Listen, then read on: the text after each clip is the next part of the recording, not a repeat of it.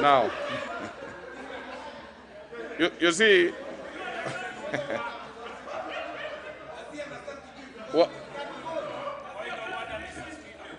what is it, Honorable Bukose? You know, now you raise issues. I see even the minority leader wants to. Now, Honorable members, let's hear out. You know, Honorable Speaker, the issue that the matter that Honorable Sangoka has raised is critical, and my friend Honorable Junet and Honorable Pio and I, being senior members in this House, should not trivialize the matter associating with a declaration that was made in a language that not everybody understood. So I think that is a very strange concept to bring it into the House. Here in the House, Honorable Speaker, we speak either in English or in Kiswahili, and that's the language we understand. So, giving guidance to what the Honorable Sangoka said, I think it will be good that we can be able to discuss it now and dispense with it. Let's leave this. Let's say, just to make things easy, we will be discussing this particular motion from 6 o'clock on Tuesday, all the way to 7. Let's have that one closed, because what I'm seeing, the honorable members, what I'm seeing is that we are introducing many issues that were not raised by the Honorable Sankok. The issue that we'll be discussing is food prices and all those issues that he has raised. The rest of them, any member can seek an adjournment motion, and when we will see whether it is a matter of national interest, really. So any member is free to do that. Yep. So, honorable members, what is it? I hope it's a different one, Honorable Mbadi. And Honorable Mbadi, I have not seen you in our house for some time. Mr. So Speaker, you know, I would easily want to give you an opportunity to say something. I'm sure you are a busy man. I know this season people are busy. So let's hear what you have to say. Mr. Speaker, undoubtedly I'm a very busy man. Actually, today, my timetable was always conflicting. So that demonstrates that I'm busy. Mr. Speaker, I agree completely and entirely that food prices is a very important and key issue to discuss as a nation. And Mr. Speaker, I was just thinking to save the time, and I want to agree with Honorable Wandai and Honorable Junet, that to save time, we could also merge it with this major discussion that took place yesterday. You know, when the head of state, Mr. Speaker, sitting head of state, not a former head of state, Mr. Speaker, holds such an event and makes a pronouncements, Mr. Speaker, and these are pronouncements, some of which I don't want to discuss the details, but he even talked about how corruption, Mr. Speaker, I beg to be heard, Mr. Speaker. No, if you are good, let me tell you this. Mr. Speaker, I'm just saying that if you listened to what the head of state said, the translation, he was talking about how this country's economy has been battered as a result of corruption. Order. Now, order, members, order. Now, the only presidential address that we will discuss in this House is the State of the Nation address that is done in Parliament, and so please let's leave that for now. Order, honorable members. Now I've given you Honorable Sankok Tuesday. Any member who has an issue, bring it on Tuesday, whether it is in the line. But the only thing is we cannot merge it with any other.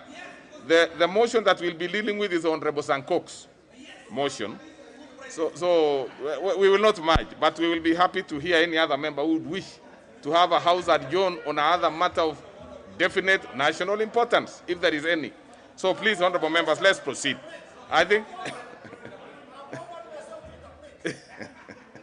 now, honorable members, order, Honorable Ngujiri.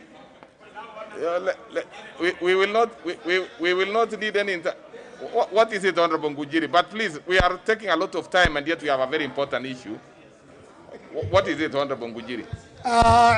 Mr. Speaker, I think it was very important what the President was saying, but because he was saying in Kikuyu language, I offer myself to interpret what he was saying. That's what I've said. Very simple. Order. Yes. Order. Take your seat. Take your seat. Take your seat. No. Order. Take your seat. Now, honorable members, I think that made the afternoon a little lighter. But now let's go to business. I'm giving no other member on this one. We go to business. We go to business. Next order. Next order. Order, members. Order number 7, questions and statements. Honorable members, on this particular one, we will start with the ordinary questions. Starting us off is the member for Kadiani, the Honorable Mbui. Thank you, Mr. Speaker, sir, for this opportunity to ask question number 44 of 2022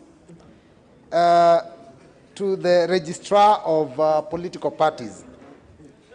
First off, Mr. Speaker, could the Registrar of Political Parties explain how and why Kenyans have been registered as members of various political parties without their knowledge and consent? 2, what measures has the registrar taken to ensure that members of the public are not unlawfully registered in political parties? And 3, what steps has the office of the registrar taken to update its management information systems to ensure better coordination, control, analysis, and decision-making regarding information for political parties, considering we are just going into the nomination process? Thank you, Mr. Speaker. Very well. That one will be replied to before the Departmental Committee on Justice and Legal Affairs. The member for Meru asks the next question. The Honorable Bishop Kawira Mwangaza. Thank you. Thank you, Honorable Speaker. My question is number 054/2022 to the Cabinet Secretary for Education. Could the Cabinet Secretary outline the measures that the Ministry has put in place to ensure that construction of infrastructure in public learning institutions across the country is adequately supervised by experts to ensure it is of quality standards and that of the safety of the learners is not compromised? What steps is the Ministry taking to ensure the repair of old and dilapidated school infrastructure in Meru County? Could the Cabinet Secretary explain the criteria used by the Ministry to allocate and disburse infrastructure funds to the public learning institutions in Meru County? Thank you, Honorable Speaker. Very well. That will be replied to before the Departmental Committee on Education and Research. Next is a member for Madioya. Honorable Kihara. Member for Madioya. Member for Madioya. Let's go to member for Nakuru Town East. Ask the next question. Again, seeming absent. Member for Endebess. Thank you, Honorable Speaker. Honorable Speaker, I stand to ask question number 057 of 2022 to the Cabinet Secretary for Public Service, Gender, Senior Citizens Affairs, and Special Programs.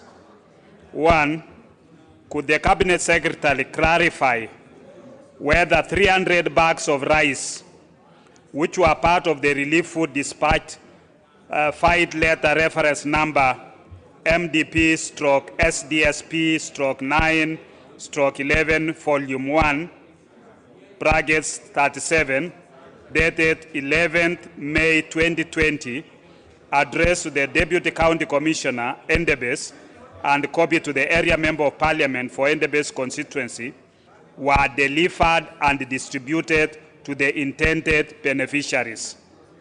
2, could the Cabinet Secretary provide a list of all beneficiaries of the said relief food? 3, could the Cabinet Secretary also provide a breakdown of all the relief food that was distributed in Trans Nzoia County in the year 2020, indicating its estimated cost, details of all beneficiaries in the county, indicating their sub-locations, locations, and sub-counties. This was during the epidemic, Honorable Speaker. And this relief food, we want to find out whether it reached the intended purposes. Okay. Thank you, Honorable Speaker. That will be replied to before the Departmental Committee on Administration and National Security. Next is the member for Gilgil.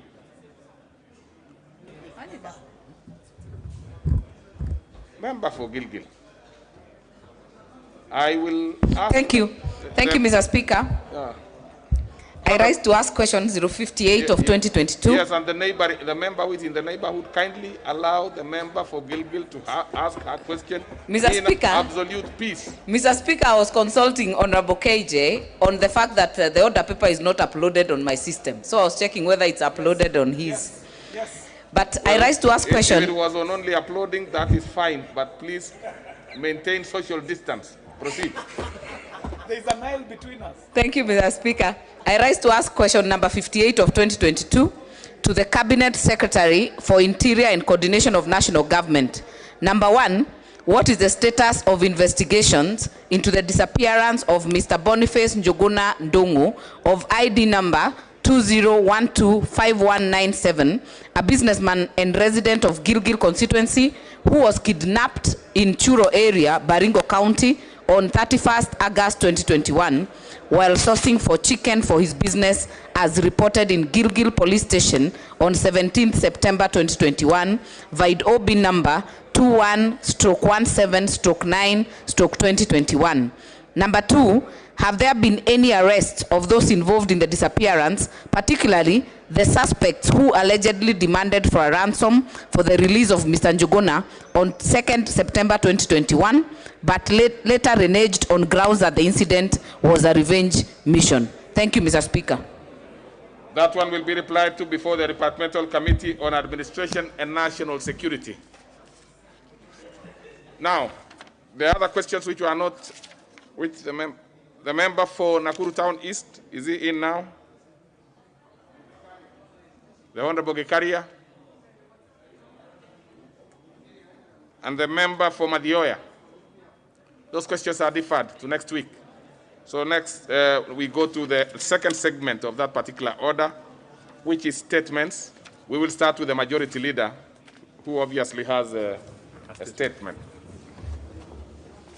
Mr. Speaker, pursuant to the provisions of Standing Order number 44.2a, I rise to give the following statement on behalf of the House Business Committee, which met on Tuesday, 22nd of February 2022, to prioritize the business for consideration.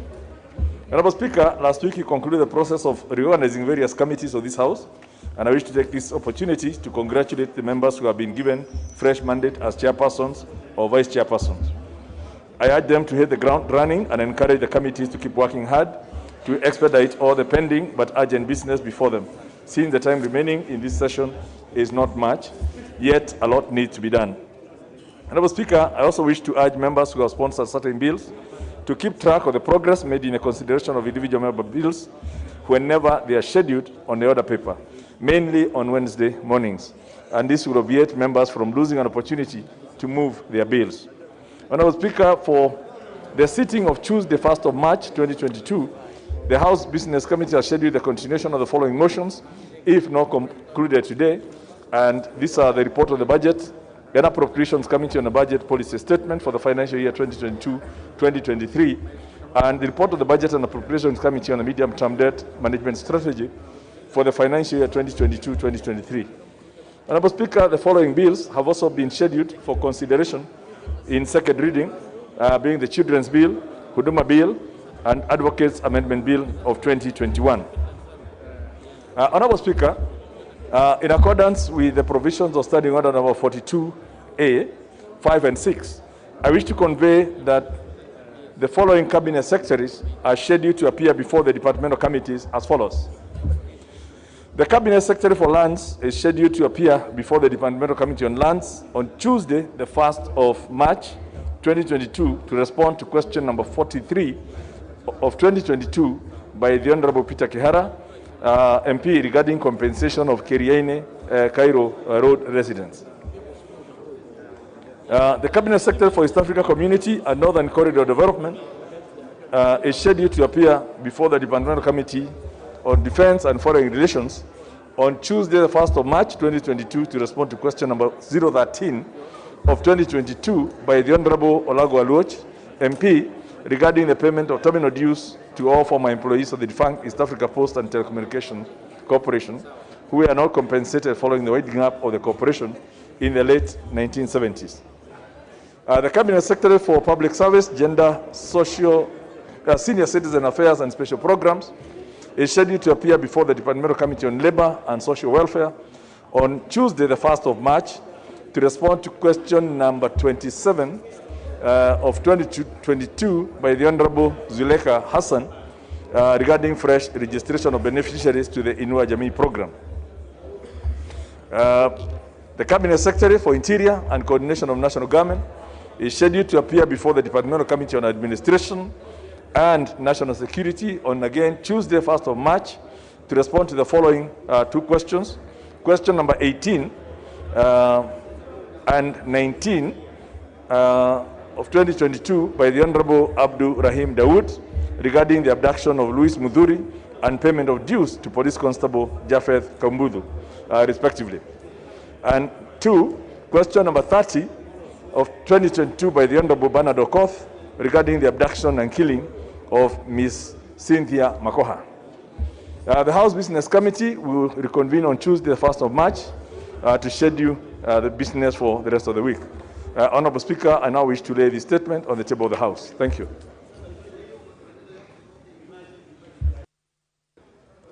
All right.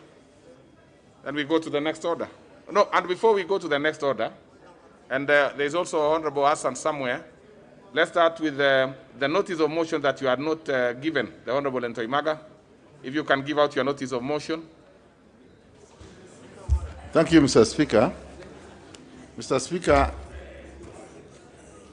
I beg to lay the following paper on the table of the House. Laying the paper or giving out the notice? Paper, yes. Okay, yes, let's proceed. Let's start with that. I beg to lay the following paper on the table of the House today, Thursday, 24th February 2022. Reports of the Constitutional Implementation Oversight Committee on its consideration of 1. The Election Amendment Bill, National Assembly Bill number 41 of 2021, and 2. The Election Campaign Financing Amendment Bill, National Assembly Bill number 37 of 2021. Thank you, Mr. Speaker.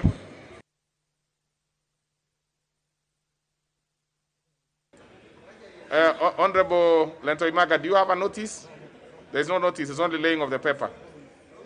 Now, please, Honorable Zulekha, just go and take your seat.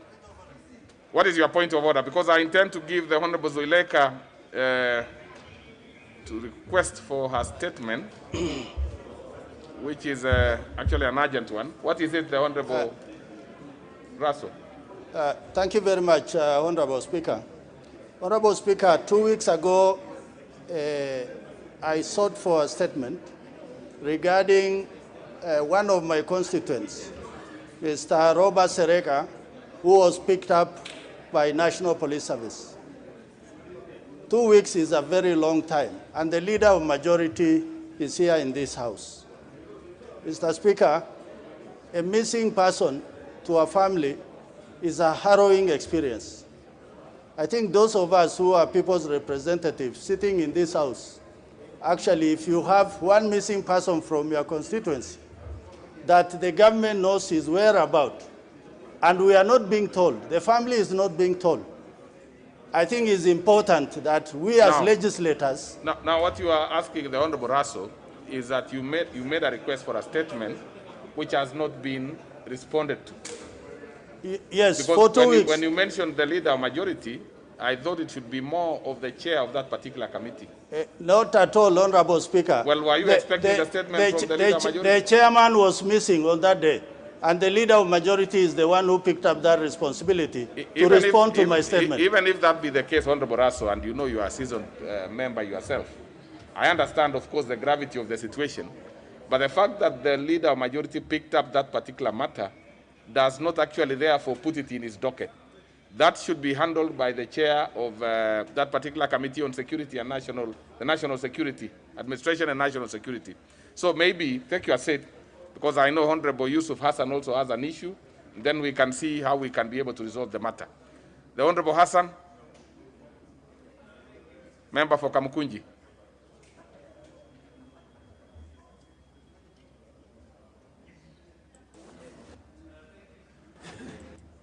Speaker, for the opportunity. I want to raise this issue, which is similar to what Mheshimiwa Rasto has asked. In general, there is a tendency now that many of the questions and the statements that members of parliament are asking are either ignored or delayed by the cabinet secretaries. There is no longer respect given to this August House in terms of responding to the questions and the statements that we ask here every day. For example, I have 4 questions and statements that have been pending since last year. And many of the chairs, Mr. Speaker, are not to be found in the House these days. So I wanted to ask, on your behalf, on the behalf of members of Parliament, whether we could get an inventory of the questions that are and the statements that are out there that have not been answered. And we should be given some response when members' questions and statements are going to be responded to in due time by the various government ministries. Honorable Hassan, you would be more helpful. Other members, please take your seats, members.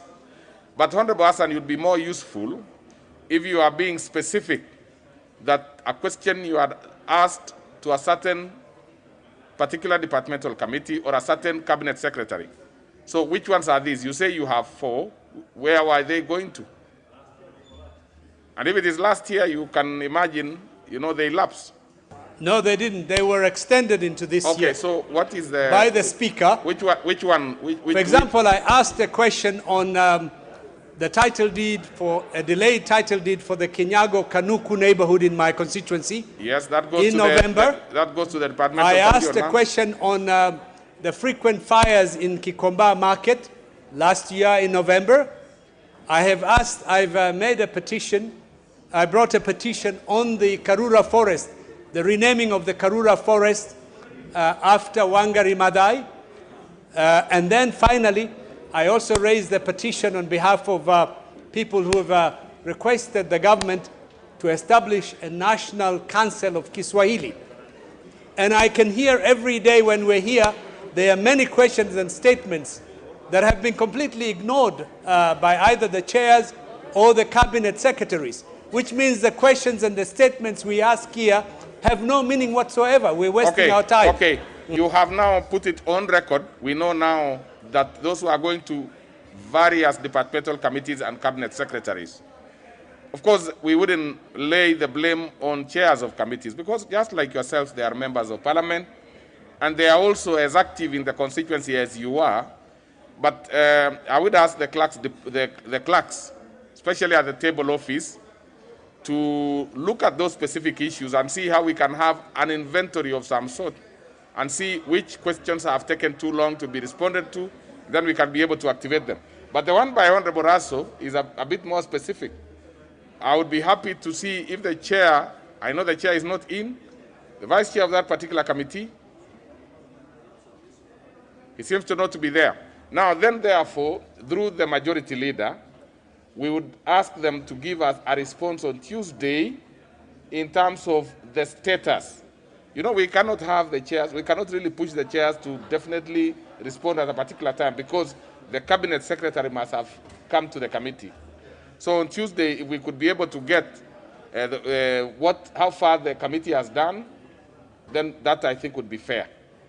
So, and for the one by the Honorable Hassan and several others, we'll be able to see how we can be able to help in terms of creating an inventory on those questions that have taken too long to be responded to. Luckily, that can be done easily by the table office. Okay, so the Honorable, what is it? Honorable Zuleka, I'm giving you the opportunity. So what is it? I hope it's a short one. because we really have. Mr. we are Speaker, running out of I had time. requested to make a statement. Make it. Okay, thank you. Honorable Speaker, pursuant to the provisions of Standing Order 44.2c, I seek to request for a state multi-pronged invasion of Ukraine. The unwarranted military assault, which is being regarded as a war of aggression, involves the unrestricted use of missiles and explosives in targeted regions with Ukraine, and a humanitarian crisis is already unfolding. Honorable Speaker, the month-long state of emergency in Ukraine has been complicated further by the recent declaration of martial law on account of the invasion, resulting in mass exodus of people from Kyiv and other cities in the country. Unfortunately, Honorable Speaker, a number of Kenyans have been caught up in this invasion, and it includes students Wachu Mustafa, Hamish Walid, Ahmed Tawakal, Yusuf Muhammad, Mude Suleiman, and many, many others from Ternopil National Medical University and other institutions and workplaces. These Kenyans are already facing movement challenges occasioned by closure of airports and face the real possibility of inaccessibility to food supplies and communication platforms via imminent internet restrictions in the coming hours and days. Order. There is a member in, I don't know who that member is. Honorable Ambur, do what is supposed to be done. You know the particular issue that you have violated. Proceed, Honorable Zuleka. It is on account of these concerns, Honorable Speaker, that I wish to seek an urgent statement from the chairperson of the Departmental Committee on Defense and Foreign Relations on the following. 1. Is the national government considering urgent repatriation of Kenyans caught up in the Russian invasion of Ukraine back to Kenya? And if so, within what timelines shall the same be undertaken? 2, in lieu of repatriations, could the national government consider relocating these citizens to safer regions within Ukraine or to more peaceful nations that neighbor Ukraine, as well as to provide relief food and other supplies to them? Thank you, Mr. Speaker. That one is referred to the relevant committee, and it's a fairly urgent one. We hope that they can be able to move with speed. And look at that, that's a live issue, so it should be. So next order, please. Order number 8, motion.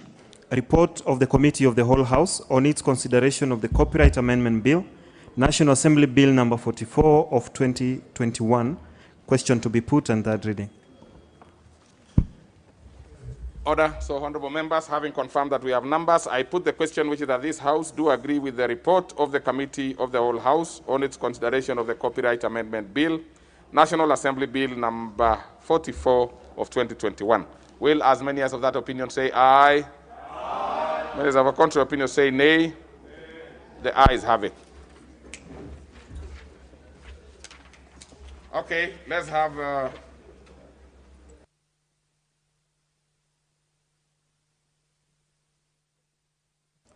Let's have the mover to move third reading.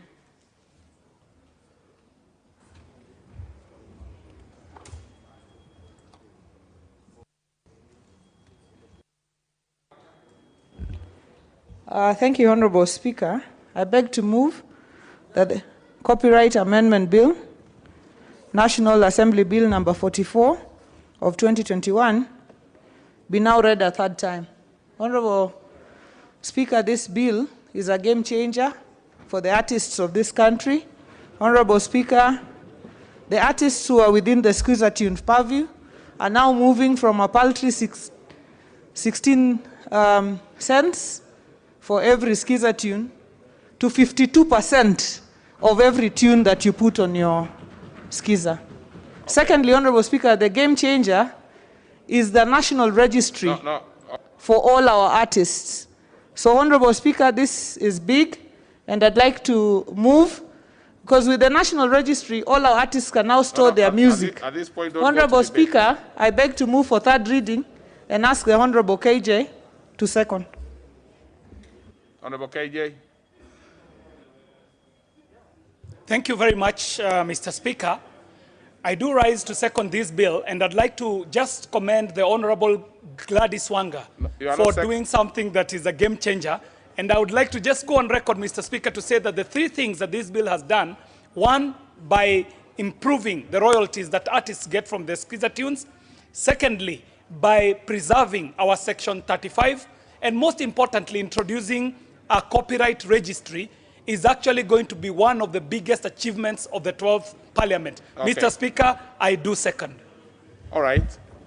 So I propose a question, which is that the Copyright Amendment Bill, National Assembly Bill number 44 of 2021, be now read a third time. Yes, I will put the question because I see it's the mood of the House. But honorable members, like for example, what Honorable KJ had done, this is the specific and the best time that you would have had an opportunity to, to speak about this, and therefore it would have had enough time at this point. But let me proceed and put the question. Having confirmed that we have the requisite quorum in the House for purposes of making the decision, I put the question, which is that the Copyright Amendment Bill, National Assembly Bill number 44 of 2021, be now read a third time. Will as many as of that opinion say aye? Aye. As of a contrary opinion say nay? The ayes have it. A bill for an act of Parliament to amend the Copyright Act and for connected purposes. Order number 9, the Universities Amendment Bill, National Assembly Bill number 35 of 2021, second reading, question to be put. What's your point of order, Honorable Gikaria? Honorable Speaker, I don't want to cast any aspersion. Honorable Speaker, the Member of Parliament of Nakuru Town East. Honorable Speaker, I have put my intervention for the point of order for quite a while. I had a question, and just before you had left the order number 9 for questions. Honorable Speaker, I was trying to raise... Now, Honorable Gikaria, even looking at the intervention slot now, unless you are not quite sure how you handle your machine there, it is not there. That's number one. Number two, when we are in that particular order, you are absent. You are just lucky that I did not drop your question. You are very lucky, because I had the option to do that. I simply put it to another day. So you really cannot, whether you are talking about casting aspersion or whatever else, that is not what is going to assist you at all. So first, you don't seem to have a card. You don't have a card. You are not present when you are supposed to be present to ask your question. So if you insist, Honorable Gikaria, I am going to do what I am supposed to do. If you insist, I am going to do what I was supposed to do at that time, which is to basically drop your question. So please, Honorable Gikaria, be present on Tuesday to ask your question.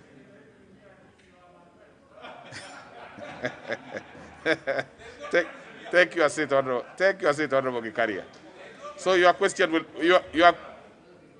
will not be dropped, but please be there to ask it on Tuesday. Right? So let's proceed. And so I'm going to do. Order, members, take your seats. Order, take your seat, Honorable Gikaria. Order. So again, honorable members, we have the numbers to make this decision. So I put the question, which is that the Universities Amendment Bill, National Assembly Bill number 35 of 2021, be now read a second time. Will as many as of that opinion say aye? Aye. Many as of a contrary opinion say nay?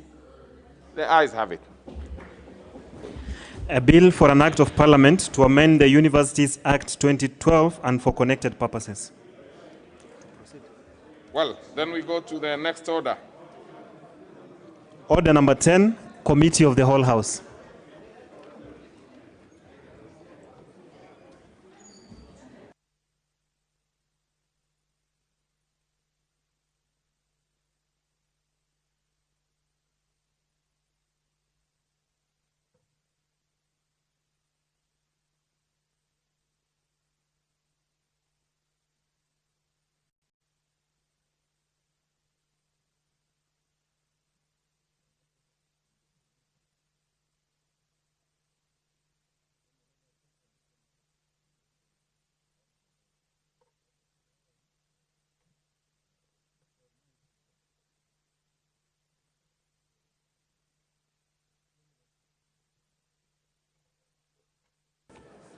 Other members, we are now in committee of the whole House to consider the President's recommendations to the Kenya Insurance Deposit Amendment Bill, National Assembly Bill number 43 of 2020. President recommendation to clause 2.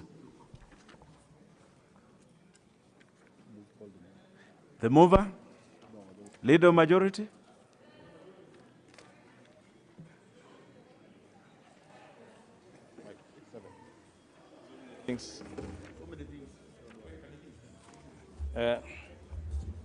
Honorable Speaker, Honorable Chair, I beg to move that clause 2 of the bill be amended as per the order paper, and this is basically to ask the President's memorandum, which was explained, which was actually brought to the House, explained by the Speaker, to accommodate the reservations by His Excellency the President, where he did recommend deletion of some clauses and rewarding of others, and hence it's a straightforward matter that does not require debate. I believe I just want to ask members, we support the recommendation by His Excellency the President so that the bill can become law once this is approved. I beg to move. I propose the question that clause 2 be amended as recommended by His Excellency the President. I now put the question that clause 2 be amended as recommended by the President. Will as many as of that opinion say aye? Will as many as of a contrary opinion say nay? The ayes have it. I now put the question that clause 2 as amended be part of the bill. Will as many as of that opinion say aye? Will as many as of a contrary opinion say nay? The ayes have it. The mover to move reporting. Honorable Chairperson, I beg to move that the committee do report to the House its consideration of the President's recommendations to the Kenya Insurance Deposit Amendment Bill, National Assembly Bill number 43 of 2020, and its approval thereof without amendments. I now put the question, which is that the committee do report to the House its consideration of the President's recommendations to the Kenya Insurance Deposit Amendment Bill, National Assembly Bill number 43 of 2020, and its approval thereof without amendment. Will as many as that opinion say aye? Will as many as a contrary opinion say nay? The ayes have it.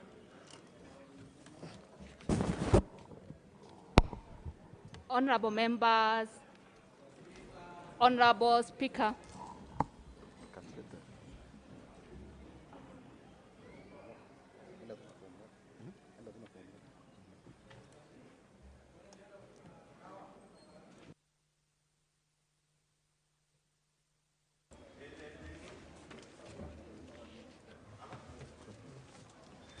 Yes, Chair.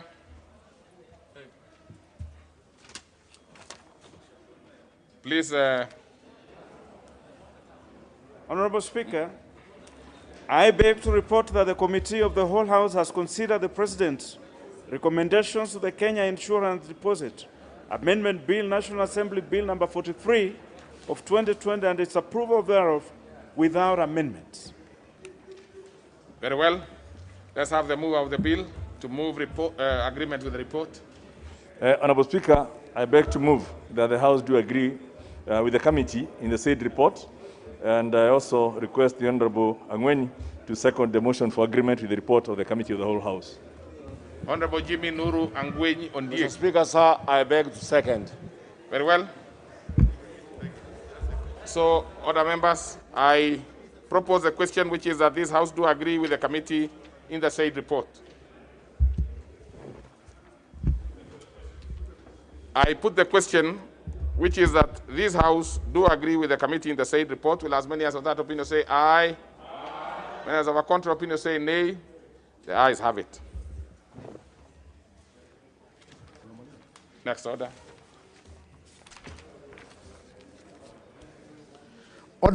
Order number 11, motion, report on the budget policy statement for the financial year 2022-2023.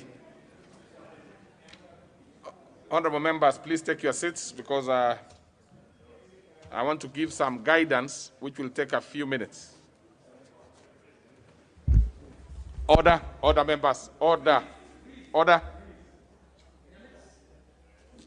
Honorable members, I wish to guide the House that I have received notices of proposed amendments from various members as published in today's order paper. The proposed amendments are by the member for Kikuyu, the Honorable Kimani Ichung'wah, the nominated member, the Honorable Sosion Wilson, the member for Kilifi North, Honorable Owen Baya, and the member for Garissa Township, the Honorable Aden Duale. Honorable members, as you have noticed, the proposed amendments are published in the order paper are preceded by a disclaimer to the effect that they are subject to the Speaker's decision on application of Article 114 of the Constitution. In this decision, I wish to now convey to the House, in this decision, which I wish to now convey to the House, to start with, the Honorable Members, Article 114.2 of the Constitution states as follows with respect to money motions, and I quote. That's Article 114.2. If in the opinion of the Speaker of the National Assembly, a motion makes a provision for a matter listed in definition of a money bill, the Assembly may proceed only in accordance with the recommendation of the relevant committee of the Assembly after taking into account the views of the Cabinet Secretary responsible for finance. 3, in this Constitution, a money bill means a bill other than bill specified in Article 218 that contains provisions dealing with A, taxes, B, imposition of charges on public fund or variation or repeal of those charges, C, appropriation, receipt, custody, investment, or issue of public money, D, the raising of or guaranteeing of any loan or its repayment, or E, matters incidental to any of those matters. On the other hand, the honorable members processing the annual budget policy statement, BPS, is provided for under Section 25 of the Public Finance Management Act 2012. The BPS sets out broad strategic priorities and policy goals that will guide the national government and the county governments in preparing their budgets, both for the following financial year and over the medium term, and includes inter alia, A, the assessment. Honorable members, you can take your seats because this will be a little long. Take your seats and quickly, please.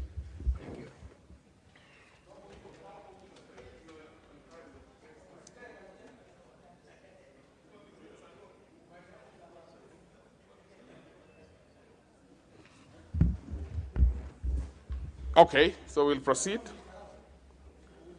So they include inter alia, A, an assessment of the current state of the economy and financial outlook over the medium term, including macroeconomic forecast.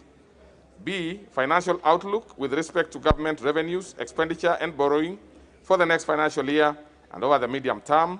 C, proposed expenditure limits for the national government, including those of Parliament and the judiciary, and indicative transfer to the county governments. D, fiscal responsibility principles and financial objectives over the medium term, including limits on total annual debt.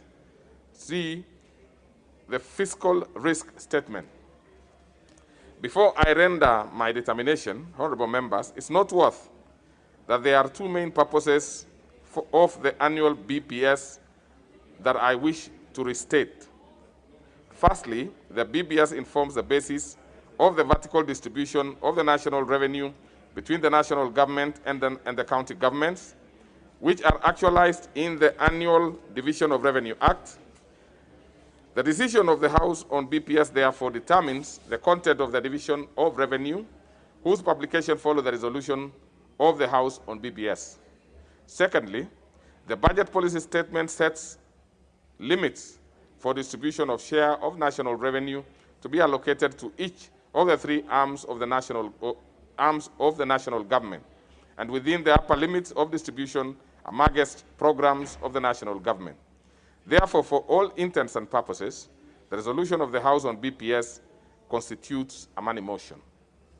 Honorable members, Section 25(7) of the Public Finance Act 2012 requires that Parliament to approve the BPS with or without amendments. Therefore, the law contemplates that amendments being made to the BPS by the House. However, honorable members, we must make a distinction between amendments being proposed to the BPS as it was submitted to the House by the Cabinet Secretary for the National Treasury, and amendments being proposed by members to the amendment of the Budget and Appropriation Committee on the BPS and Financial and Policy Resolution as proposed by the committee. As you will notice, the Financial and Policy Resolution proposed to this House by the committee are normally extracted from the committee's report and published in the order paper for ease of reference by all members. Honorable members, the first amendment by the member for Kikuyu basically seeks to alter the budget ceiling by introducing the national government portion of the shareable revenue and allocating the difference to the county governments and the judiciary, by each getting an additional allocation of 125 billion and 12 billion respectively. This also relates to the proposed amendments under paragraph 79 of the report of the Budget and Appropriation Committee, where the member for Kikuyu proposes to increase the county government's equitable share from 370 billion to 495 billion, representing 35% of the last audited and approved revenues, being Kenya shillings 1.413 trillion. Notably, the House is aware that the Senate passed the 2022-2023 BPS with a similar resolution. For this reason, honorable members, I will allow this amendment to be considered by the House for a decision as relates to the vertical division of the national revenue. I have allowed this proposal conscious of the fact that the limits on the portion of shareable revenue between the two levels of governments have an implication on the division of revenue bill, which of course will be considered by the Senate.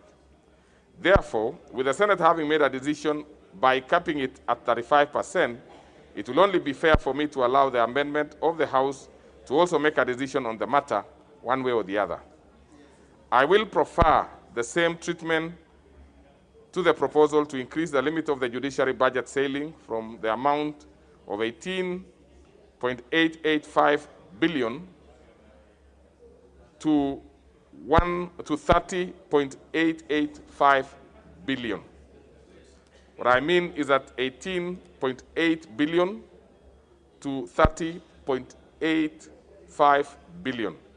Honorable members, the proposed amendments under paragraph XXA relating to the recommendation 75 of the report on the BPS seek to reallocate Kenya shillings 50 billion to support credit, finance, and micro, small, medium enterprise, MSEs, adversely affected by the COVID-19 pandemic.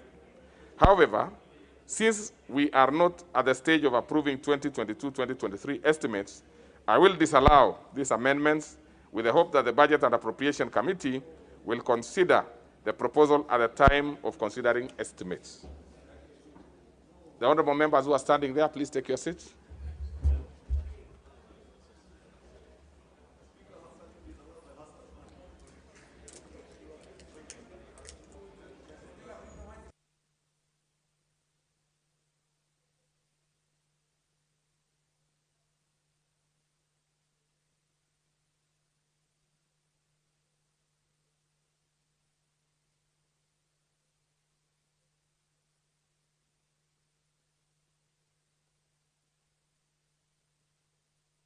Take your seats, members, quickly.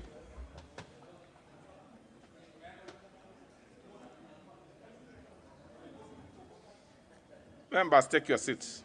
You know, just work like you really mean.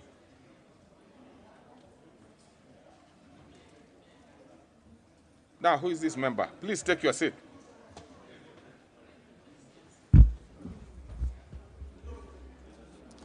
Honorable members, the proposed amendments under paragraph XXB relating to recommendation 75 of the report on BPS as policy proposal for rolling out mapping exercise of exportable goods and services from all constituencies in the country, I will therefore allow this amendment if therefore allow this amendment. If approved, if approved by the House, the government will consider the proposal in line with existing broad priorities. This will also apply to the proposal on operationalization of the Judiciary Fund, the designation of the Inspector General of Police as an accounting officer for the National Police Service, and the proposed additional allocation of resources to facilitate upward review of remuneration by police officers. The proposed amendment by the Honorable Wilson Sossion seeks to provide for funding of the Teachers' Professional Development Program under Section 35 of the Teacher Service Commission Act 2009. This being a policy proposition to the government, I will allow it to be considered by the House. Honorable members, the member for Kilifi North, the Honorable Owen Bayer, has also proposed various amendments to this motion. The proposal relates to allocation of resources to State Department for Crops Development and Agricultural Research to provide for subsidies on fertilizer so as to reduce the price of purchasing fertilizer. To the extent that this proposal is not asking for any additional resources, but rather asking the Cabinet Secretary for Treasury to consider reallocation of the availing resources to actualize this proposal, I will allow the House to debate the matter and make a decision one way or the other. However, I will disallow the members' other two proposed amendments relating to revival of cashew nut and mango subsector in Kilifi County and resettlement of squatters, as they are better canvassed at the level of consideration of estimates.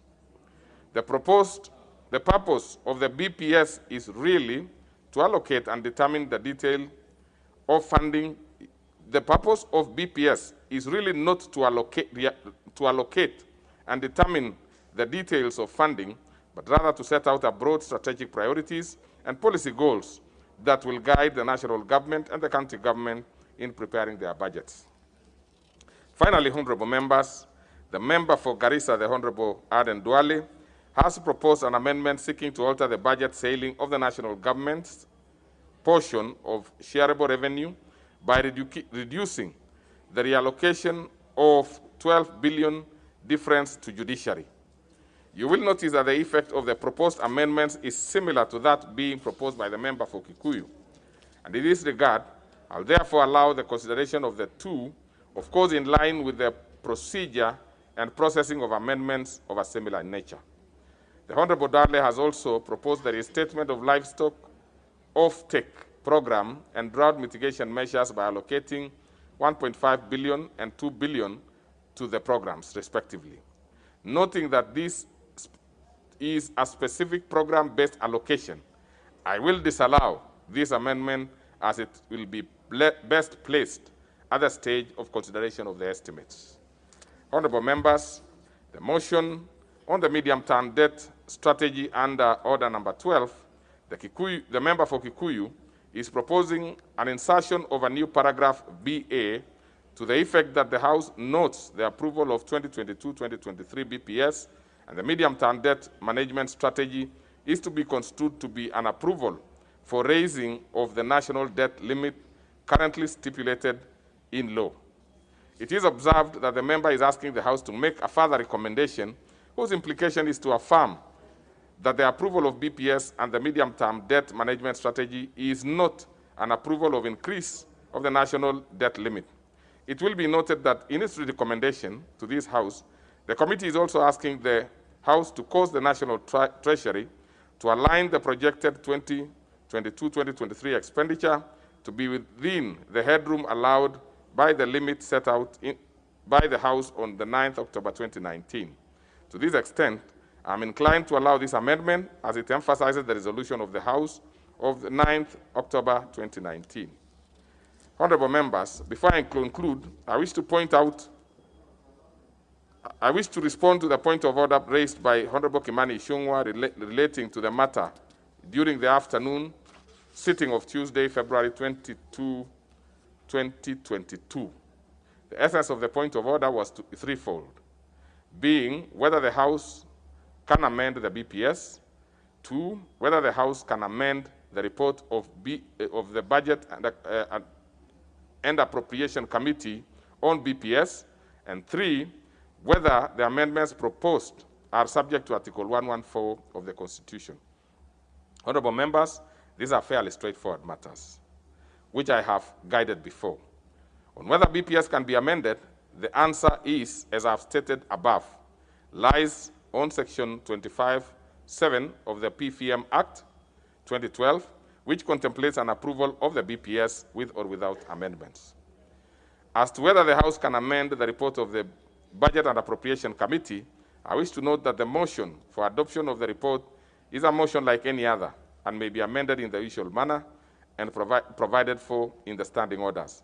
Lastly, as to whether the amendments relating to BPS are subject to Article 114 of the Constitution, the answer is in the affirmative. Whenever amendments relate to matters provided under Article 114 of the Constitution. In conclusion, therefore, the motion will now proceed as I have directed, noting that the determination herein, the House is accordingly guided, and I thank you.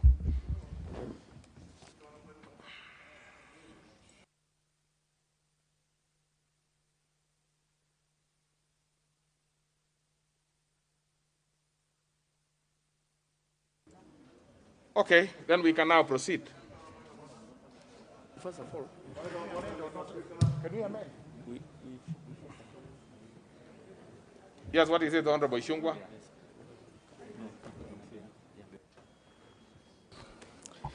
Thank you, Honorable Speaker, for that very well-reasoned guidance to the House.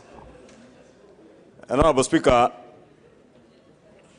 it is good that you have allowed a number of the amendments, but I wanted to register my reservation, Honorable Speaker, even without questioning your wisdom and your judgment, in declining some of the amendments, like the one that seeks to establish the Hustlers Fund, which was going to help many business people in this country to be able to access funds.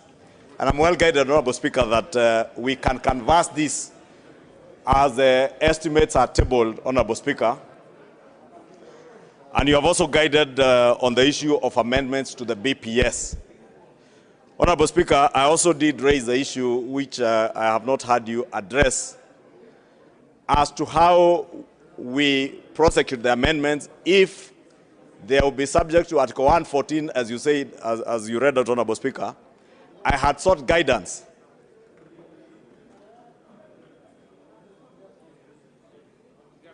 Yes, I had sought guidance, Honorable Speaker, that if there is any proposal that is subject to either Article 114 or Standing Order 114, the Speaker to give guidance as to whether we need, as members of Parliament, to appear before the Budget and Appropriations Committee to be able to canvass all those amendments, Honorable Speaker.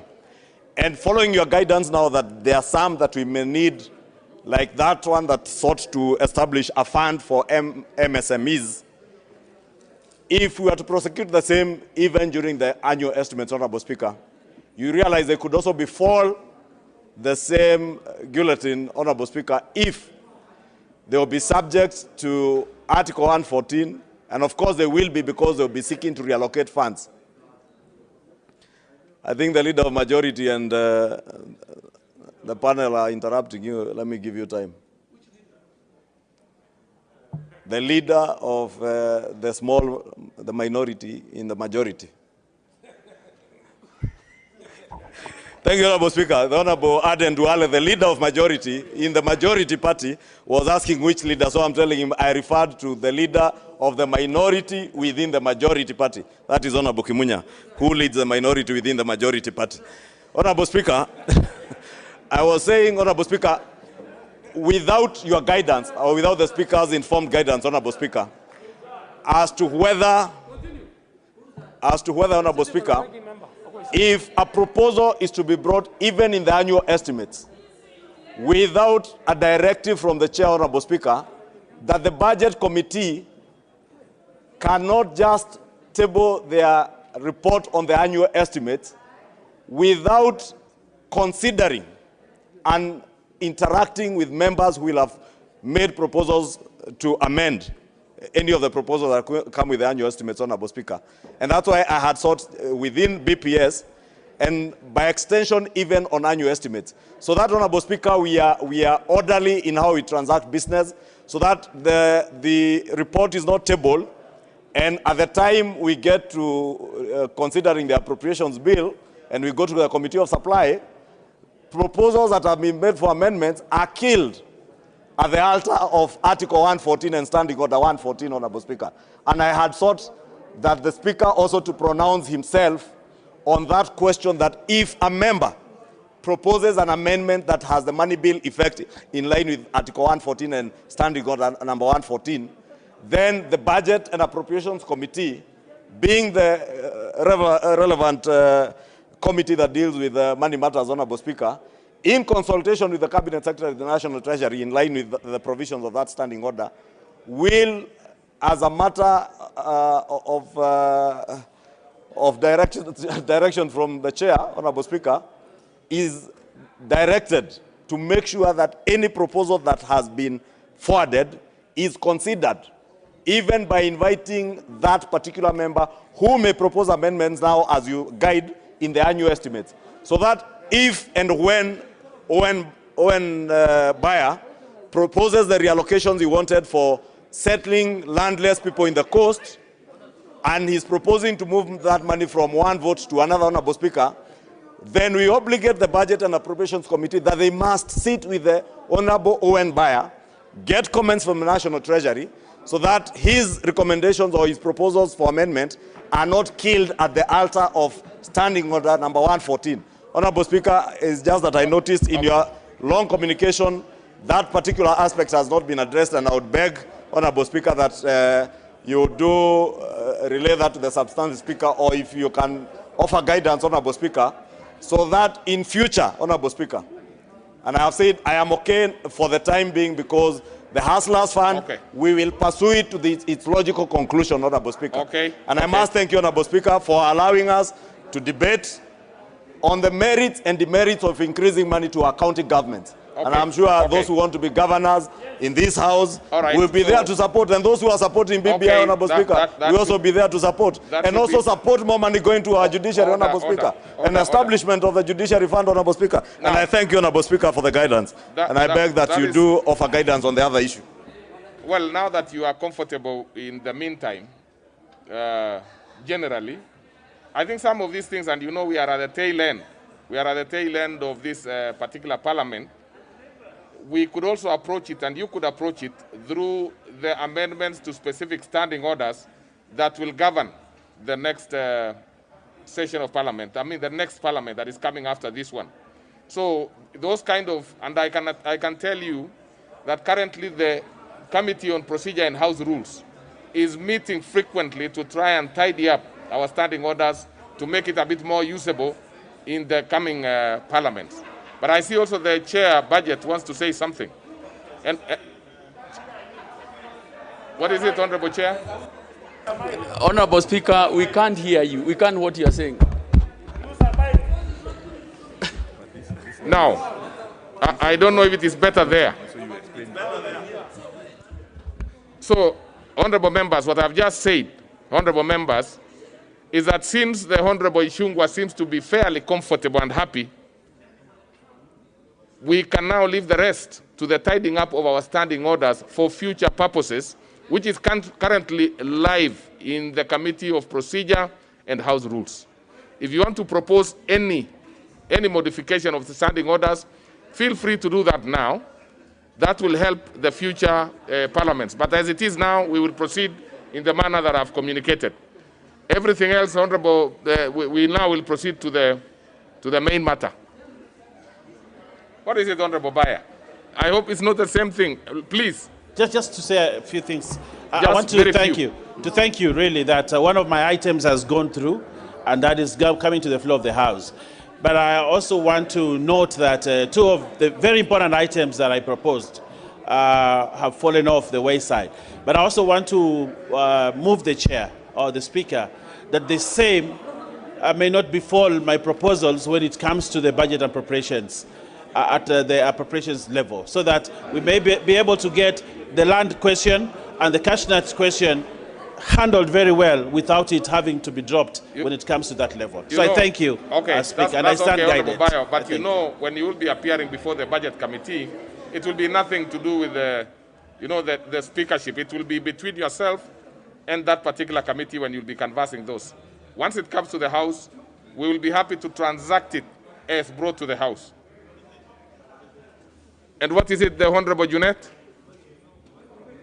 You know, Honorable Junet, just like your colleague father from you, you have not been very visible in the House, but I'm happy that when you came, you are hitting the ground running. Proceed, Honorable Junet. Mr. Speaker, not that I am trying to oppose or to comment negatively on your communication, but Mr. Speaker, for the purpose of record, and with your indulgence, Mr. Speaker, now that the budget policy statement was handled by the Committee of the Budget, Mr. Speaker, I thought all those amendments should have been referred to the committee, Mr. Speaker, so the committee can look at it and bring a report to the House, Mr. Speaker.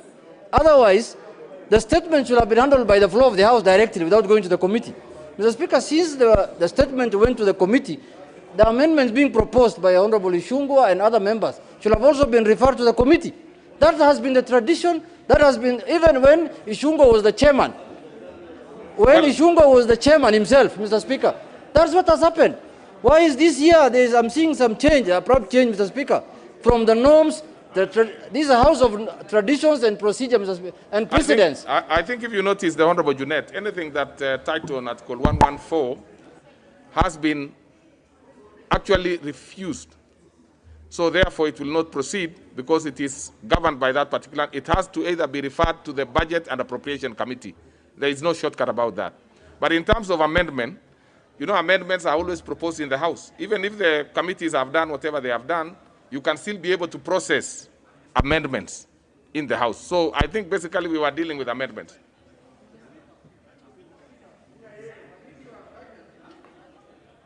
Mr. Speaker, it depends on when the amendments came. Mr. Speaker, if the amendments were coming after the report has been presented to the House, with the leave of the Speaker and the approval of the Speaker, you can move your amendment. But if the amendments were filed 3-4 days ago, Mr. Speaker, when the issue was seized of the committee, Mr. Speaker, I think it is. I think the committee should. I am trying to understand where the issue is. I think it should have been referred, Mr. Speaker. Maybe I'll also give the chair budget. Mr. Speaker. Yeah. Chair budget. Let's hear. Honorable Speaker, all these matters were referred to to the committee, and I have a report on the same. We considered these issues, and I have a report. So I don't understand why we are, we should at least go to the substantive issues, and then when it comes to the amendments, we will, because the time for amendments will come, Honorable Speaker. I should move, Honorable Speaker, if you guide, we deal with the substantive issues, Honorable Speaker. I think that makes a lot of sense, the chair. Yeah, move. No, Honorable Ishungwa, I heard you wanting to inform the Honorable Junet. What is the procedure here? Honorable Speaker, I am never petty.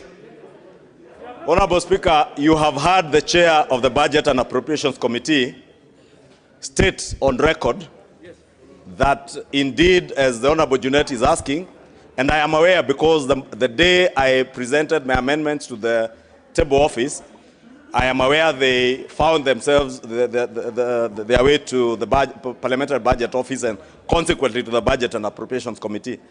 But my point of order, Honorable Speaker, the chair has confirmed that they have considered and asserted that he has a report. Honorable Speaker, I just wanted to know, to get your guidance. This report, is it a report of the chair of the Budget and Appropriations Committee, or is it a report of the House?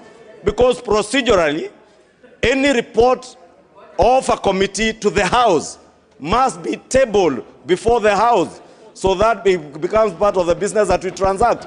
Therefore, the chair cannot stand on his feet and say, I have a report, as if you are transacting his household budget. This is the budget of the Republic of Kenya. But what is and it? this is the National Assembly that transacts business on behalf of the people. No. You cannot stand and purport to have a report which has not...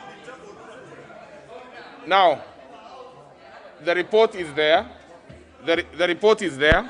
Clearly, the report is there. So we'll simply proceed, really.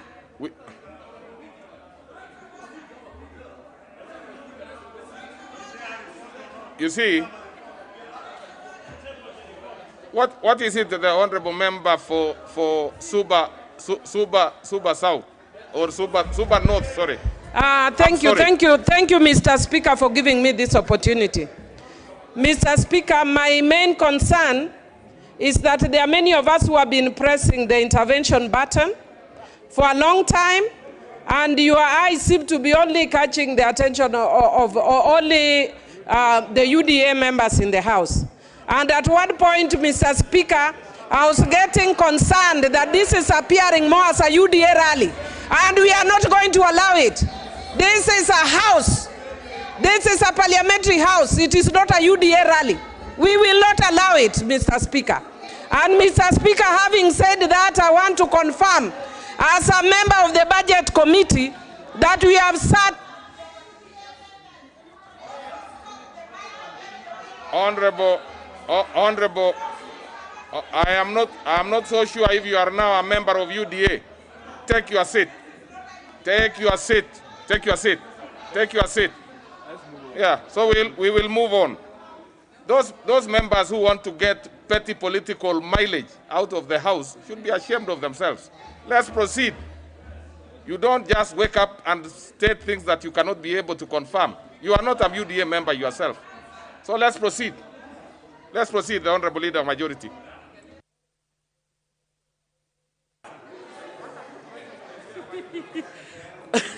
Thank you, Honorable Speaker. I'm the chair budget. Sorry. but for the comfort of my predecessor here, if he is not it doesn't matter. You know the problem of the former is the school that he attended. Honorable Speaker, I want to say that we have a response in his case. Honorable Speaker, I beg to move that the House adopts the report of the Budget and Appropriations Committee on the Budget Policy Statement for the financial year 2022-2023, laid on the table of the House on Tuesday, February 15th, 2022, and pursuant to the provisions of Section 25(7) of the Public Finance Management Act 2012 and Standing Order 232, 9 and 10. And A, approves the Budget Policy Statement, BPS, for the financial year 2020-2023. B, makes the following financial resolutions with respect to the BPS. 1, approves the capping of the fiscal deficit at Kenya shilling 400 billion or 3.0% of GDP, whichever is, of which the Auditor General is 6,378 billion, Parliament at 50 billion, 220 billion, Judiciary at Kenya shilling 18 billion, 885 million. And 3, resolves that the budget ceilings of the ministries, departments, and agencies, MDAs, be rationalized to be within the deficit as approved herein, and further, that necessary measures be put in place to collect additional revenue. 4, approves the county government equitable share at Kenya shilling 370 billion. 5, approves the equalization fund at Kenya shilling 7.068 billion. 6, approves the conditional grant at Kenya shilling 37 billion to be distributed in accordance with Annex 4 of the report of the Budget and Appropriations Committee. C, makes the policy resolution contained in the first schedule to the order paper, that is policy resolution relating to the budget policy statement for the financial year 2022-2023. D, orders that the resolution forms the basis for the preparation of the 2022-2023 budget. And E, resolves that the House budget policy statement for the financial year 2022-2023 forms the basis for the introduction of the Division of Revenue Bill 2022.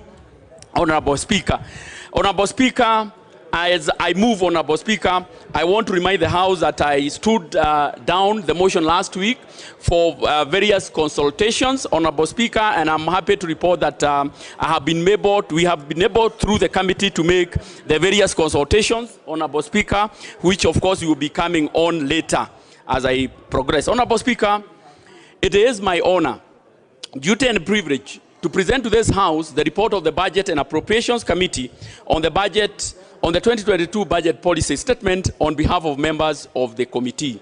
Honorable Speaker, the 2022 BPS outlines the broad strategic priorities and policy objectives by the National Treasury that will guide both the national and county governments in preparation of their budget for the 2022-2023 financial year and over the medium term.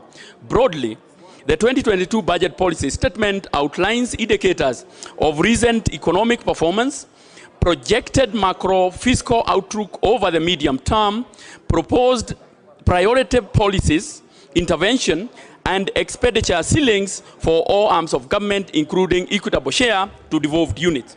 Honorable Speaker, the timelines, contents, and procedural preparation of the process of the BPS is anchored in the Constitution of Kenya 2010, the Public Finance Management Act 2012, the PFM Act 2015, as well as the regulations, Honorable Speaker. Ordinarily, the PFM Act requires that the BPS be tabled by the 15th February each year. However, this being an election year, the BPS was tabled much earlier, on Thursday, 2nd December 2021, to give the House sufficient time to review and process the same, even as it prepares for the general election slated for August 2022.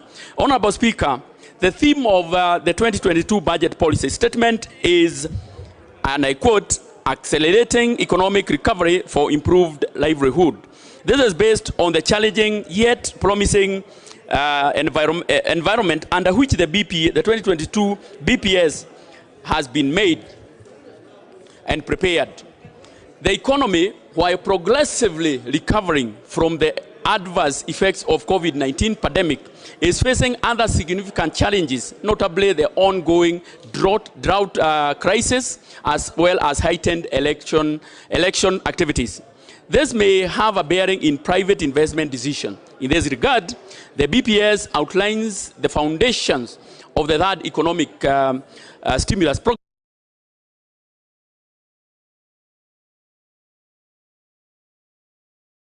Speaker, the committee held productive deliberations with the departmental committees and received their recommendations.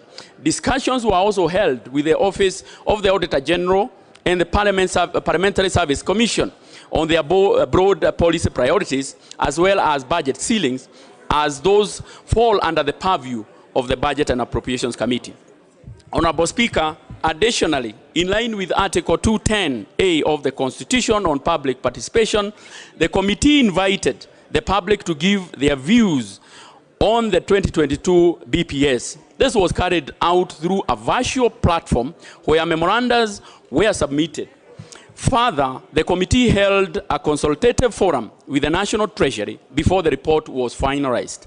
The recommendations arising from all these deliberations, including the public hearings, have been incorporated in this report. Honorable Speaker, while the committee was processing the 2022 budget policy statement, it made a number of observations which are well captured in the report, but allow me to mention but a few.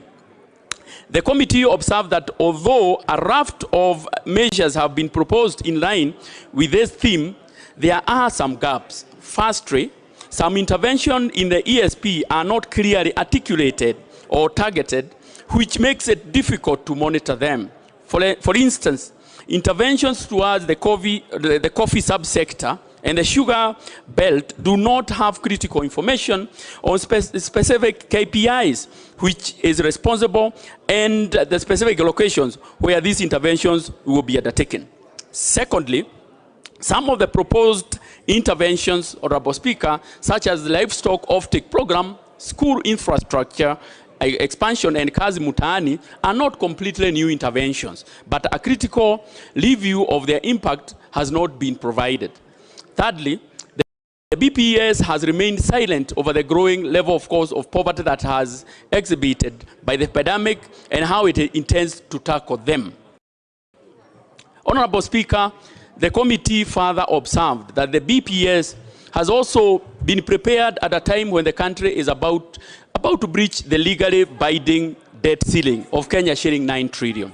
The committee is concerned that given the accelerated pressure for government spending towards election-related outlays, social service delivery, and realization or completion of key flagship projects, the ceiling could soon be breached.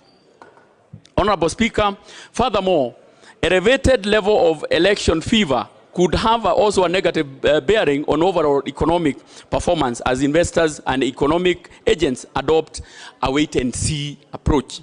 Honorable Speaker, the committee also noted that this is a transitional BPS, which holds great significance. Not only is it the last by the current administration, but it also marks the end of the medium-term plan, that is the MTP3, as well as the sunset period for the Big Four agenda.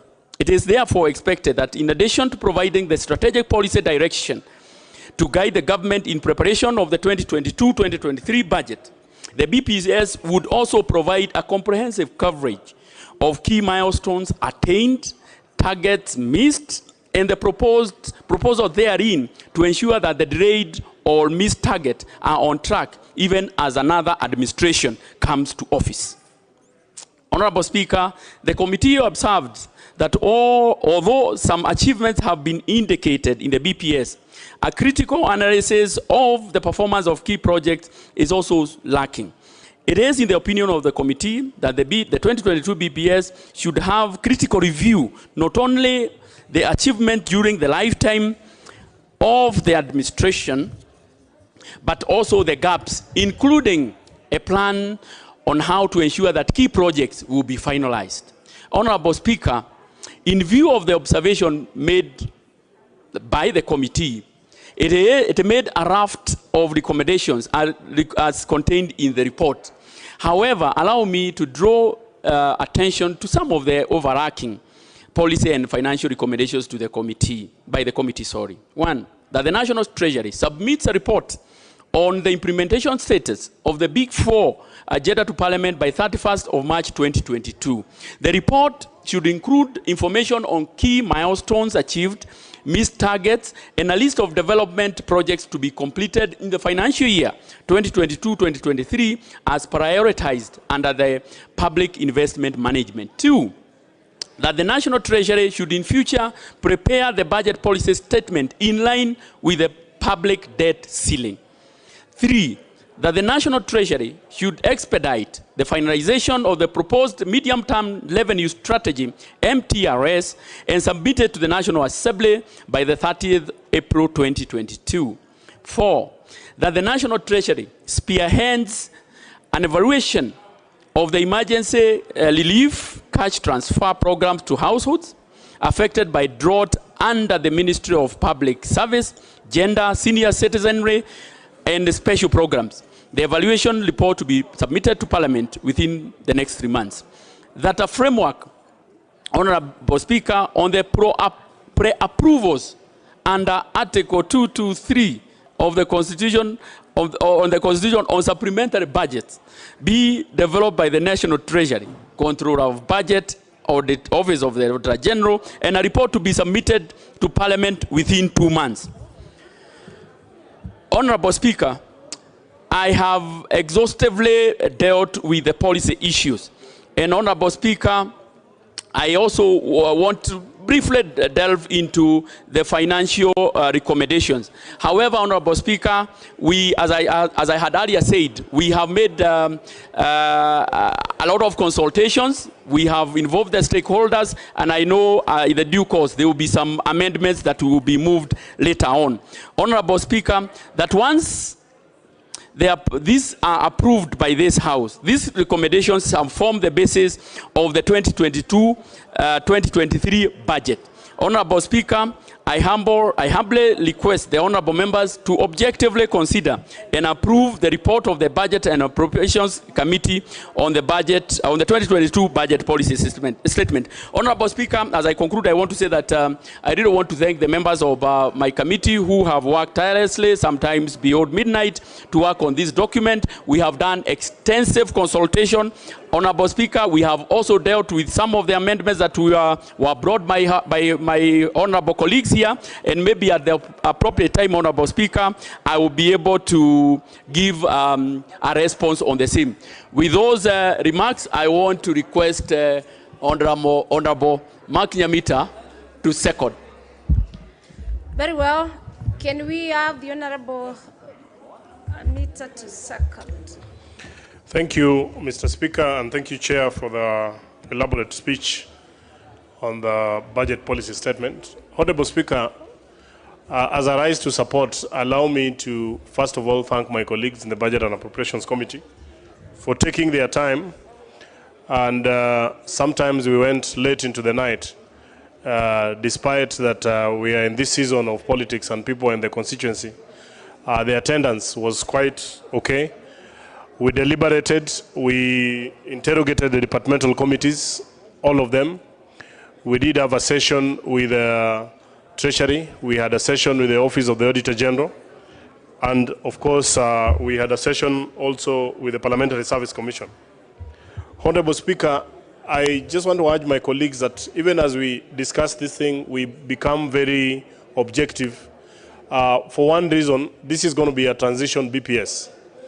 And that we are aware that inevitably beyond August, we are going to have a new government.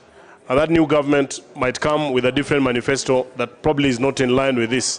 And we try to make it as broad as possible so that whichever side of the divide wins, they're able to fit within it. One of the critical things, Honorable Speaker, that we then did realize are certain flagship projects within this government. Before we've asked them as a part of the policy recommendation, for example, the DLP program, we have asked them that a total evaluation, the government needs to speak with each other. We realize that the Minister of Education, Minister of ICT and Energy were not speaking from the same wavelength. That Minister of ICT, for example, would request that we buy additional tablets. Minister of Education doesn't have enough trainers. And some schools have, a big chunk of them have the faulty transformers. So, and both of them have allocated resources that don't speak to each other. So we've also asked them to present a report to the House so that before we go into the actual estimates, the different departments can be able to speak to each other. I want to say that from the reports that we got from the departmental committees, Honorable Speaker, there was clearly intense public participation. And it spoke to virtually all the elements as been alluded to by my chair. We also did recommend to Treasury that in future BPSs, they need to restrict themselves so that the figures are restricted within the budget ceiling. But we do hope that when they bring the actual estimates, they will abide by that. With those few remarks, Honorable Speaker, I beg to second. Thank you.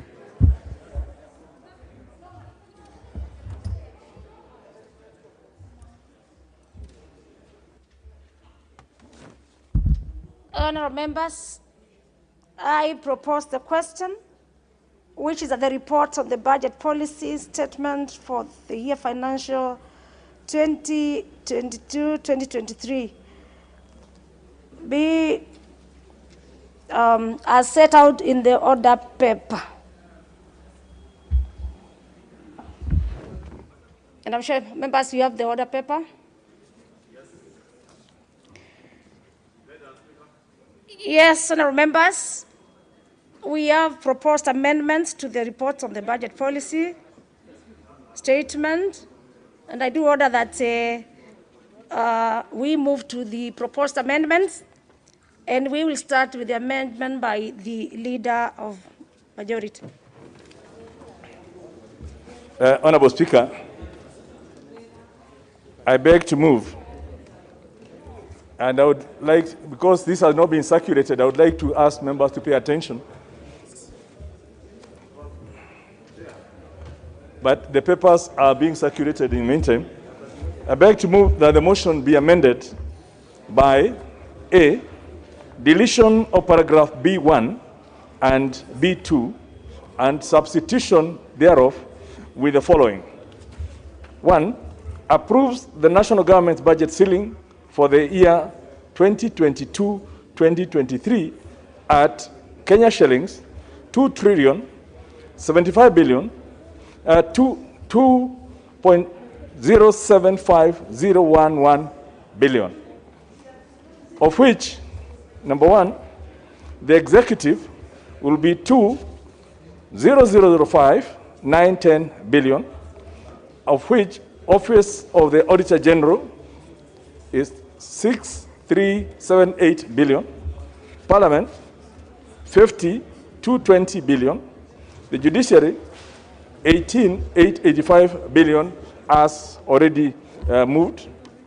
And number B, insertion of the following words immediately after paragraph C, subject to the deletion of paragraph 78 appearing on page 25 of the report and substituting thereof with the following new paragraph. The new 78 to read, the committee is concerned that the BPS had proposed an overall deficit of 846 billion, which has a potential to breach the approved debt ceiling of 9 trillion. The committee therefore urges the National Treasury to amend the debt ceiling to enable them implement the budget as proposed, rationalize expenditure, or implement revenue-enhancing measures, and see that consequential amendments be effected in the report thereof. Honorable Speaker,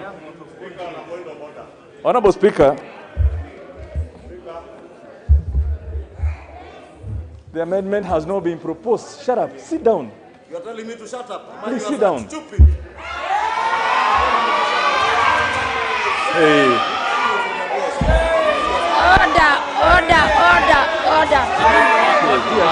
Order, members, order.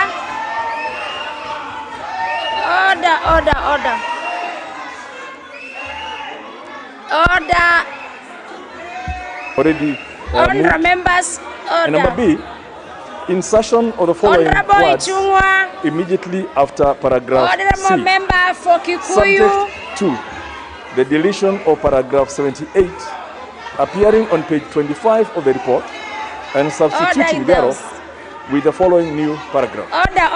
The new 78 to read, Order as the I give committee is direction. concerned Honorable Millie that the BPS Odhiambo. had proposed an overall deficit Order. of 846 billion, which has a potential to breach the approved debt ceiling of 9 trillion. Order. The committee therefore urges the National Treasury to amend the debt ceiling to enable them implement the budget as proposed, rationalize expenditure, or implement revenue-enhancing measures, and see that consequential amendments be effected in the report thereof. Honorable Speaker. Order. Honorable members. Honorable members. The amendment has not been proposed. Shut up. Sit down. You're telling me to shut up. Honorable members, let me give a direction on this. There are members who are rising up on a point of order. Members, let us have the proposed amendment be moved first, then seconded, and then we propose it. Then we can get the point of order. Yes. Honorable members, And number B, insertion of the following Honorable words Ichung'wa, immediately after paragraph Honorable C, member for Kikuyu, subject to the deletion of paragraph 78 appearing on page 25 of the report and substituting thereof with the following new paragraph. Order. The new 78 to read, Order as the I give committee is direction. concerned Honorable Millie that the BPS Odhiambo. had proposed an overall deficit of Order. 846 billion, which has a potential to breach the approved debt ceiling of 9 trillion. Order. The committee therefore urges the National Treasury to amend the debt ceiling to enable them implement the budget as proposed, rationalize expenditure, or implement revenue-enhancing measures, and see that consequential amendments be effected in the report thereof. Honorable Speaker. Order. Honorable members. Honorable members. Honorable members. The amendment has not been proposed. Shut up. Sit down.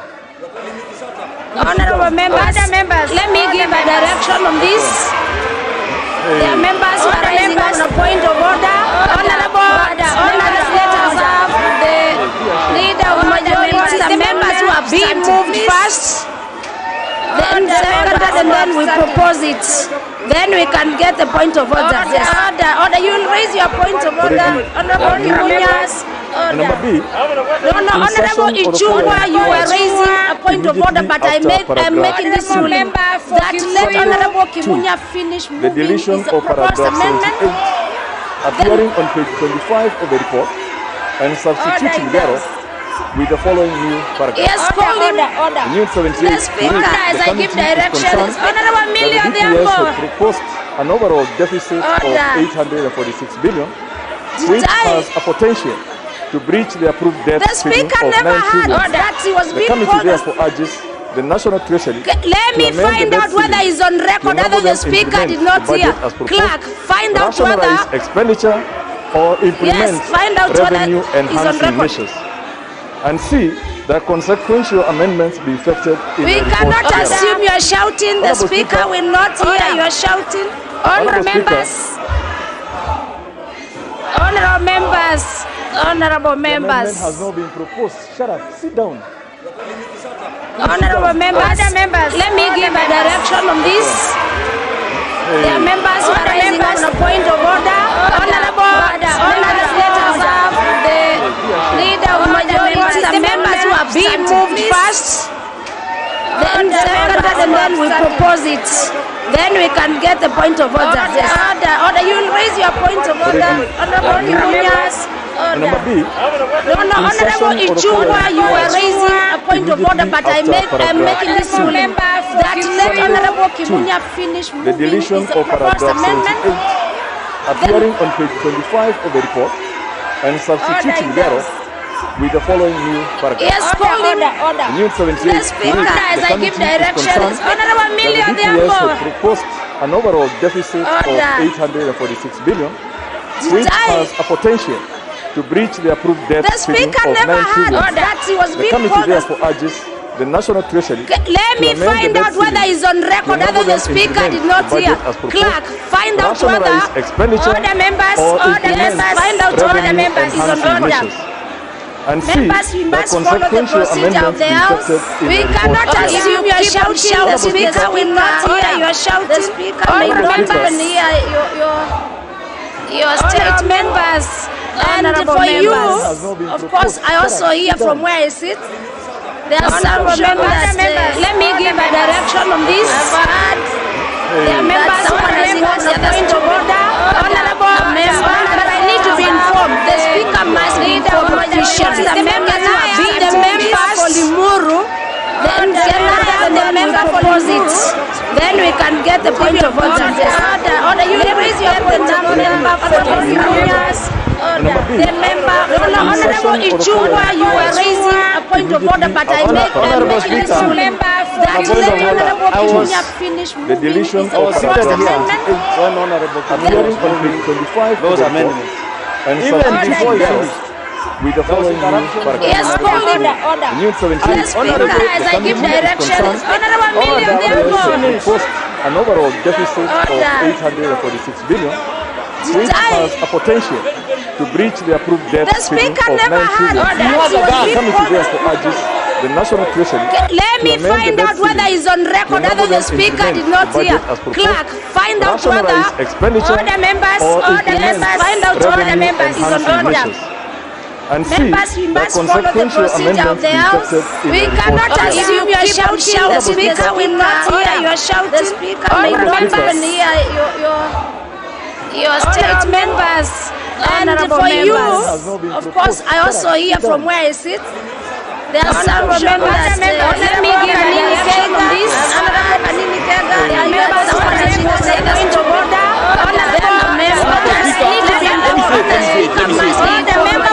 The member for Limuru, the point of order. To be able to establish. Yes, Honorable Speaker, I want to categorically say that Honorable Speaker, I saw it when he offended. Yes, why did he run away? Yes, it is a fact. I can confirm that, and maybe the sergeant at arms can also confirm. I saw it myself. I know how guns look like. I know how guns are. And why do they allow him to go out? I mean, honestly, this is the speaker never had a serious issue for the sergeant at arms. Let me find out whether he's on record that the speaker did not say that attack. Find out whether all the members, find out all the members is on record. And very well with that, let us have the member procedure of the house. We cannot assume you are shouting. The speaker will not hear you are shouting. The speaker may not even hear you. Madam Speaker. Your state members. And for you, of course, I also hear from where I sit. There are some members. Let me give an indication on this. Madam Speaker.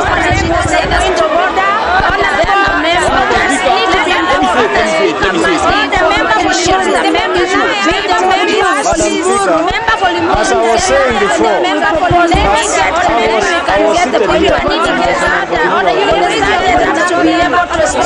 yes, Honorable Speaker, I want to categorically say there was interruption. Honorable Speaker, I saw it when he offended. Yes, why did he run away? Yes, it is a fact. I can confirm that, and maybe the sergeant at arms. In the session that you are presiding on this house is a house of democracy. Honorable Speaker, the only thing you can do to maintain the dignity of this house, Honorable Speaker. Let me find out whether he's on record that the speaker did not say that attack. Find out whether all the members, find out all the members is on record. And very well with that, let us have the member procedure of the house. We cannot assume you are shouting. The speaker will not hear you are shouting. All the members. Madam Speaker. Your state members. And for you, of course, I also hear from where I sit. There are some members. Let me give an indication on this. Madam Speaker.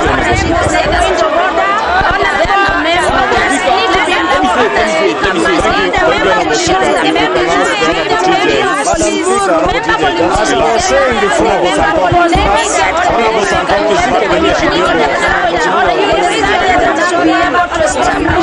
Honorable Speaker, I want to categorically say there was interruption. Honorable Speaker, I saw it when he offended. Yes, why did he run away? Yes, I can confirm that, and maybe the sergeant at arms. In the session that you are presiding this house is a house of democracy. Honorable Speaker, the only thing you can do to maintain the dignity of this house, Honorable Speaker. Let me find out whether he's on record that the speaker did not say that attack. Find out whether all the members, find out all the members is on record. Very well with that, let us have the member procedure of the house. We cannot assume you are shouting. The speaker will not hear you are shouting. All the members. Madam Speaker. Your state members. And for you, of course, I also hear from where I sit. There are some members. Let me give an indication on this. Madam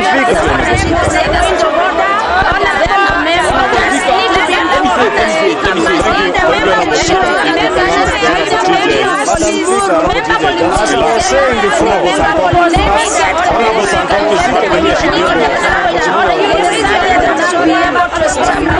Honorable Speaker, I want to categorically say there was interruption. Honorable I saw it when he offended. Yes, why did he run away? Yes, I can confirm that, and maybe the sergeant at arms. In the session that you are presiding this house is a house of democracy. to maintain the dignity of this House, Honorable Speaker.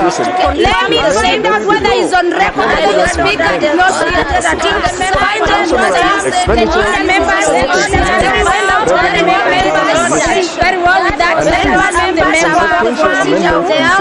We cannot assume your shout. The Speaker will not hear your shout. Madam Speaker, Your state members. Of course, I also hear from where I sit. There are some members. Let me give an indication on this.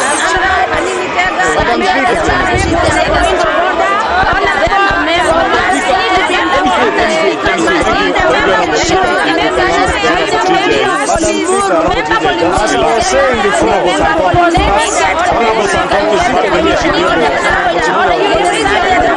Yes, Honorable Speaker, I want to not fully there was interruption. Honorable Speaker, I saw it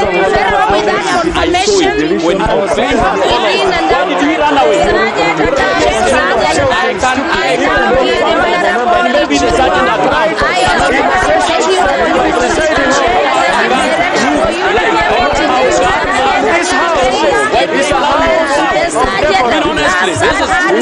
Honorable Speaker, the only thing you can do to maintain the dignity of this House, Honorable Speaker.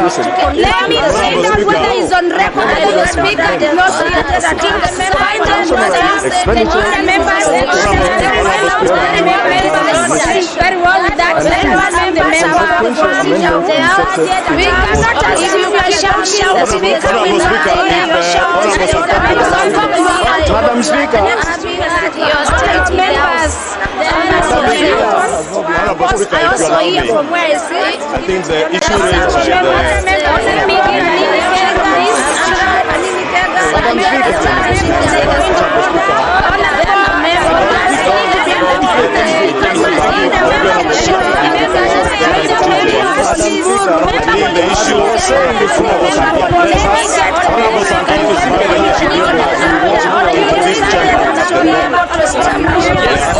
Speaker, I want to not fully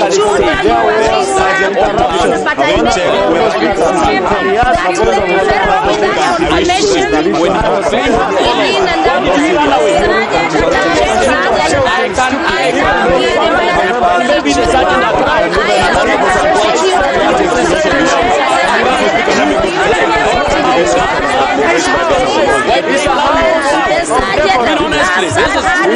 Honorable Speaker, the only thing you can do to maintain the dignity of this House, Honorable Speaker. Let me find out whether he's on record that the Speaker did not say that the members, very well with that. We cannot assume your shout. The Speaker will not hear your shout. Madam Speaker, your state members. Of course, I also hear from where I sit. I think the issue raised Let me give an indication on this. Yes, Honorable Speaker, I want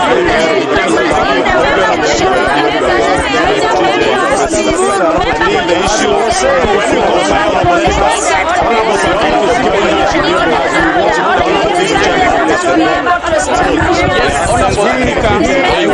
not fully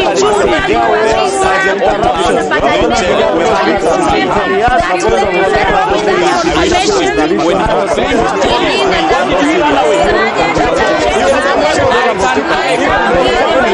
maybe the sergeant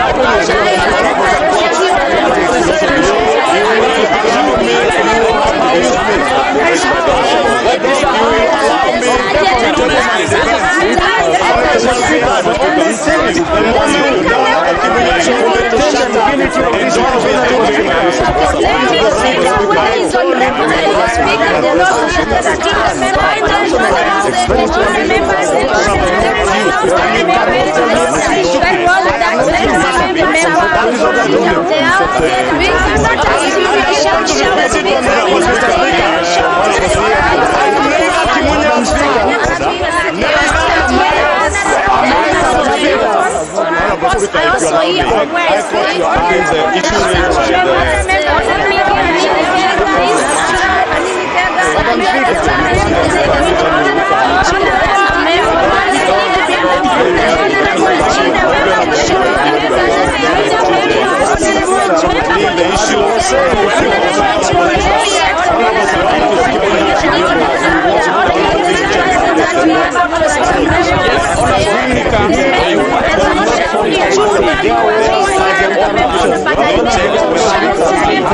I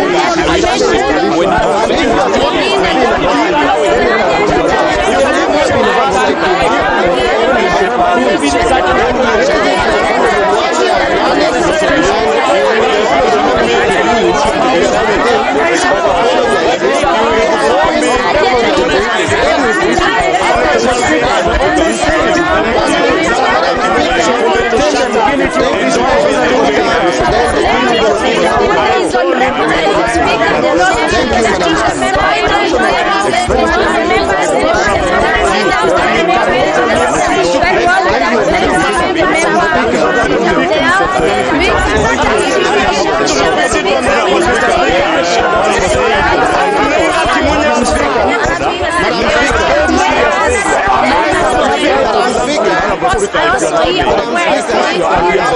hear